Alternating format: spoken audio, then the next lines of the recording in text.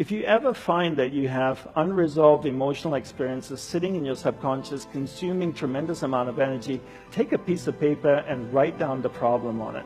Every experience has emotion attached to it. Tesla says if you want to find the secrets of the universe, think in terms of energy, frequency, and vibration.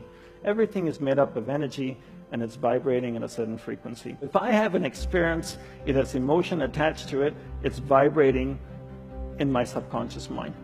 My goal is, I can't do anything about the experience because it's already happened, but what I can do to help myself is to remove the emotion that's attached to experience.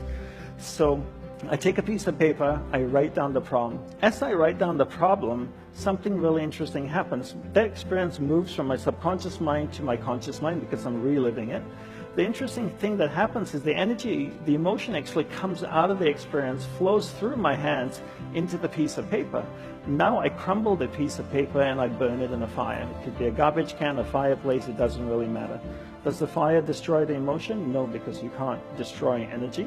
But what it actually does is transform the emotion in the paper into heat, flame, ash, smoke, and a whole bunch of different things.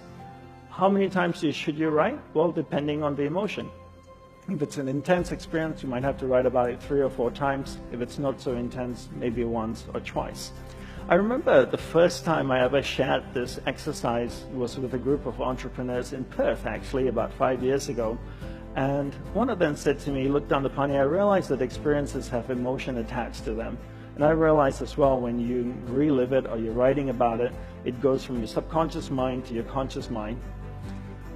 But this whole concept that emotion comes out of the experience, flows through your hands into the piece of paper, I find it really hard to believe. I find it that's a little bit too spiritual. I said, fair enough.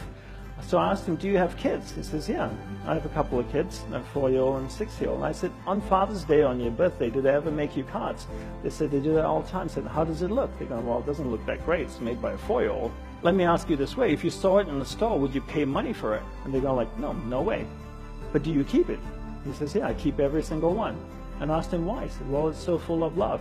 I said, wait a minute, you're telling me your kids know monk magic? Because 2 minutes ago, I told you about putting emotion in a piece of paper, and you looked at me like I was a crazy person. And now your 4-year-old son knows how to do this, right? Because he's taken a piece of paper, put his emotion in it, a piece of paper that you don't want, a cardboard that you didn't want, put his emotion in it, and now he's given it to you, and you hold it. So you can actually transfer energy from you, emotion from inside of you, into another matter. How many of you have kids and have one of those not so attractive drawings at home? Do you keep them? Why? You'd never be able to sell it to anybody. Nobody would want to buy it, right?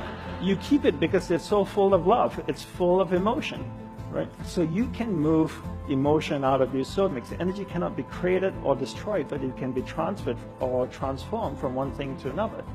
Take a piece of paper, write it down, and then burn it in an ordinary fire.